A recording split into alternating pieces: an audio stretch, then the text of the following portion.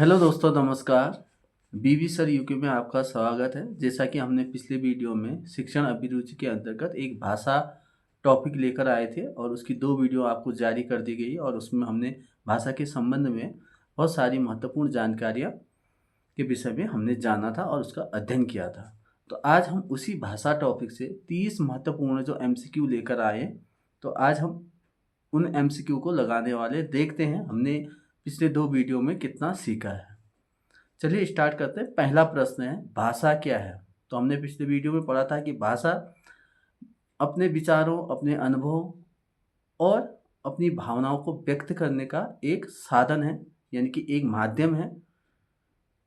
तो इसमें सही आंसर आपका होगा बी वाला, विचारों को व्यक्त करने का एक साधन है। अगला प्रश्न देखते हैं, भाषा और लिपि में कैसा संबंध है? देखिए, भाषा जो है स्वाभाविक है, वो अर्जित है, जबकि अगर हम लिपि की बात करें तो ये एक कृत्रिम है। तो इसमें भाषा और लिपि में कोई प्राकृतिक संबंध बिल्कुल नहीं है। तो इसका सही आंसर आपका होना चाहिए बी वाला। अगला प्रश्न देखते हैं, भाषा के प्रमुख कार्य कितने माने जाते हैं? तो भाषा के जो प्रमुख कार्य हैं वो माने गए हैं 5। ठीक है। पहला है आदेश देना, सूचना देना, कल्पना करना, या प्रश्न पूछना, या अभिव्यक्ति करना। तो इसके मुख्य जो कार्य बताए गए हैं वो 5 हैं। अगला प्रश्न है, लिपि किसका रूप है? तो ये लिखित भाषा का रूप है। ये काफ़ी आसान प्रश्न है। अगला है 5वां, भाषा अधिगम किस प्रकार की प्रक्रिया है? तो ये भाषा जो अधिगम है ये स्वाभाविक और अनौपचारिक प्रक्रिया है, यानी कि हम भाषा कहीं पे भी, समाज में, परिवार में, स्कूल में, कहीं भी सीखी जा सकती है। इसके लिए कोई भी एक ऐसा औपचारिक साधन नहीं है। आगे बात करते हैं, भाषा अधिगम का संबंध किससे है? तो खासकर भाषा अधिगम का जो संबंध है वो लगाया जाता है आपका दूसरी भाषा से। अगला प्रश्न है, भाषा अधिगम किसके प्रभाव से होता है? तो भाषा अधिगम है वो होता है आपका किससे? पर्यावरण से। अगला है, भाषा अधिगम की प्रक्रिया कैसी होती है? तो भाषा अधिगम की जो प्रक्रिया होती है वो होती है अवचेतन। अगला है, भाषा अधिगम किस प्रकार की प्रक्रिया है? तो ये है स्वाभाविक और अनौपचारिक। माफ करना, इसमें ये भाषा अधिगम किस प्रकार की प्रक्रिया है, तो इसमें होना चाहिए औपचारिक और चेतन।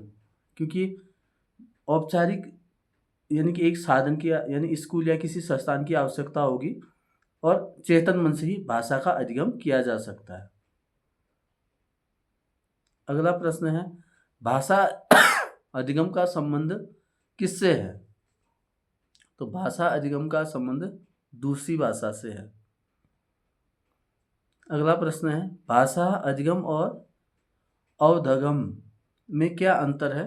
तो इसमें इसका सही आंसर होगा आपका बी वाला, भाषा अधिगम जो है, अधिगम स्वाभाविक और अवधगम चेतन प्रयास से है।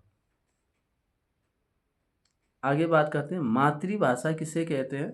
तो मातृभाषा जो है घर में बोली जाने वाली जो पहली भाषा होती है वही मातृभाषा होती है। अगला प्रश्न देख लेते हैं, भारत की राजभाषा कौन सी है? तो भारत की राजभाषा आपका सी वाला ऑप्शन सही होगा, जिसको हम हिंदी कहते हैं। अगला प्रश्न है, भारत की राष्ट्रीय भाषा कौन सी है? तो भारत की जो राष्ट्रीय भाषा है वो है आपकी, कोई भी नहीं है अभी संवैधानिक रूप से। लक्ष्य भाषा क्या है? लक्ष्य जो भाषा होती है विद्यालय में सिखाई जाने वाली जो दूसरी भाषा है उसको हम लक्ष्य भाषा कहते हैं। अगला है, भाषा सीखने के 4 प्रमुख कौशल। ये बहुत महत्वपूर्ण प्रश्न है। तो इसमें लिसनिंग होगा, स्पीकिंग और रीडिंग एंड राइटिंग।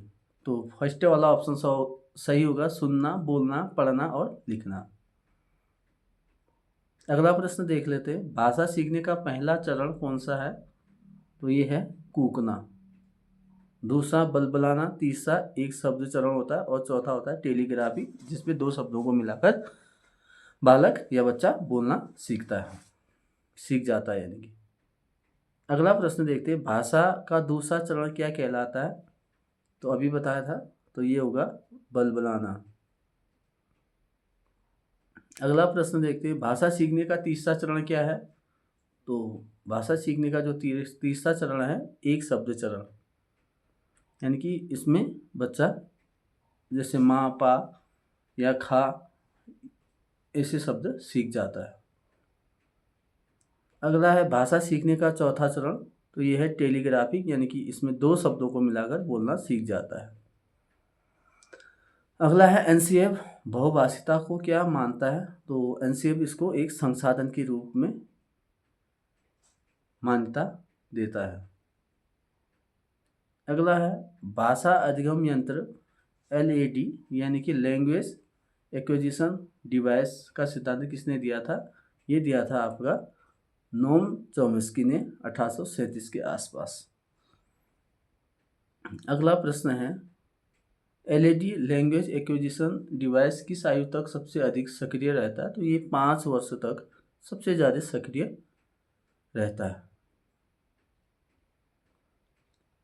24वां है भाषा कौशल में सुनना पढ़ना किस प्रकार के कौशल हैं? तो ये है सुनना और पढ़ना, तो ये होगा ग्राम्यात्मक कौशल, यानी कि यहाँ पे ग्रहण कर रहा हूँ। अगला है भाषा कौशल में बोलना और लिखना किस प्रकार का कौशल है? तो ये है अभिव्यक्तात्मक कौशल।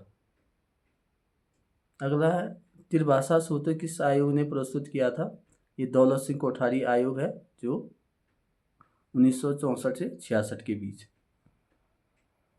अगला है त्रिभाषा सूत्र के अनुसार पहली भाषा कौन सी होनी चाहिए? तो ये भाषा होनी चाहिए आपकी मातृभाषा, यानी कि कोई क्षेत्रीय भाषा। अगला है त्रिभाषा सूत्र के अनुसार दूसरी भाषा कौन सी होनी चाहिए? तो ये होनी चाहिए आपकी हिंदी या कोई आधुनिक भारतीय भाषा।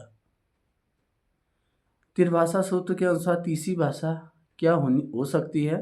तो इसमें कहा गया कि अंग्रेजी या कोई अन्य आधुनिक भारतीय भाषा। आज का अंतिम प्रश्न है, भाषा शिक्षण की प्रमुख विधियों में से एक कौन सी है? तो नीचे दे रखा है व्याकरण अनुवाद विधि, तो हमने इसको दूसरी विधि में पढ़ा था व्याकरण विधि के बाद। तो बाकी खेल विधि, मौन विधि ये भाषा शिक्षण की नहीं है।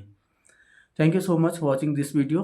अगले वीडियो में हम शिक्षण अभिरुचि से संबंधित जो हमने पिछली वीडियो में पढ़ा है उससे संबंधित महत्वपूर्ण प्रश्नों का सेट लेकर आएंगे। आज के लिए इतना ही, धन्यवाद।